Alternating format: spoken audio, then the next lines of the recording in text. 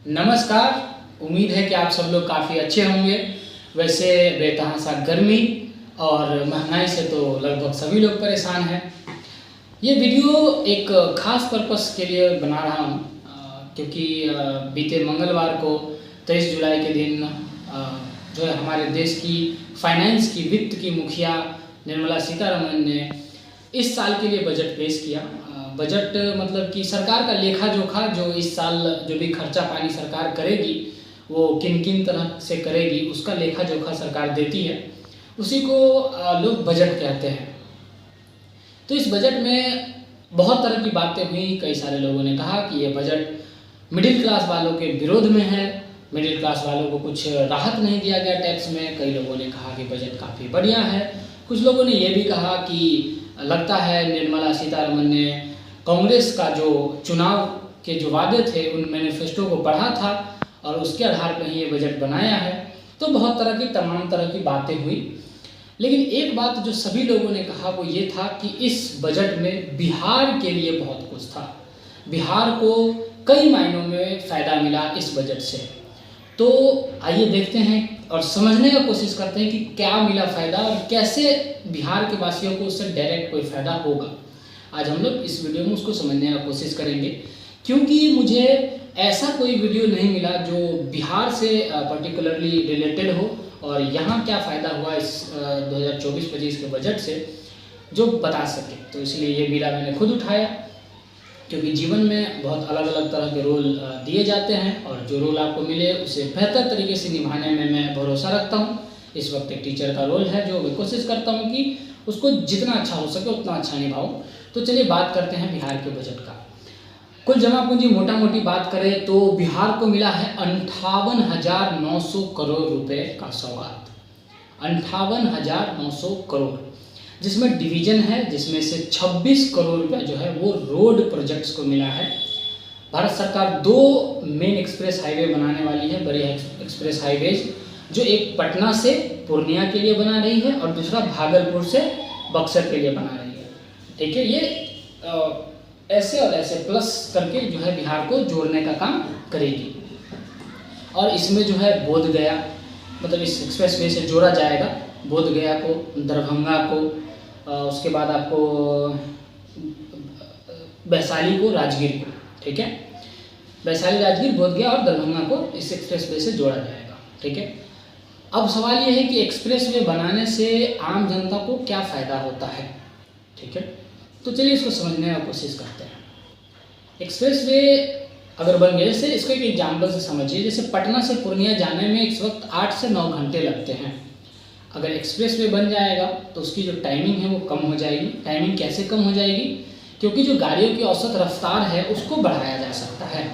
तो जब गाड़ियों की औसत रफ्तार बढ़ेगी तो जो सामान का आना जाना है वो तेज़ी से हो सकेगा, लोग भी जल्दी आ जा सकेंगे। तो एक तो लोगों का समय बचेगा, दूसरा जो ट्रक एक दिन में एक बार गया, पूरा दिन उसका लगा, फिर अगले दिन वापस आया तो 2 दिन का समय लगा। वो ट्रक हर दिन एक चक्कर मार सकता है, एक दिन जाएगा, सामान उतारेगा, फिर वापस आएगा। इससे क्या होगा? बाज़ार में सामान आएंगे, इससे रेट कम होगा। जो सुविधा प्रोवाइड करने वाले हैं ट्रेवल्स वाले, वो भी अपना रेट जो है कम करेंगे। तो इस तरह का फ़ायदा जो है लोगों को होगा। एक्सप्रेस वे बनने से ढाबा, रेस्टोरेंट्स होंगे तो उससे भी रोजगार पैदा होगा। ठीक है, उसके बाद पावर प्लांट, बिहार को 21,400 करोड़ रुपए का पावर प्लांट बन रहा है। ठीक है, ये लगभग 2,400 मेगावाट बिजली जो है पैदा करेगी। ये भी भागलपुर डिस्ट्रिक्ट में आपको ये पड़ रहा है। ठीक है, पिरतौली करके एक जगह है भागलपुर में, वहाँ पर आपको ये पावर प्लांट बनाया जाना है, प्रस्तावित है। इसके अलावा 2 लेन की जो है एक ब्रिज बनेगी जो गंगा नदी के ऊपर होगी बक्सर में। ठीक है, गंगा नदी के ऊपर 2 लेन की ब्रिज बनेगी।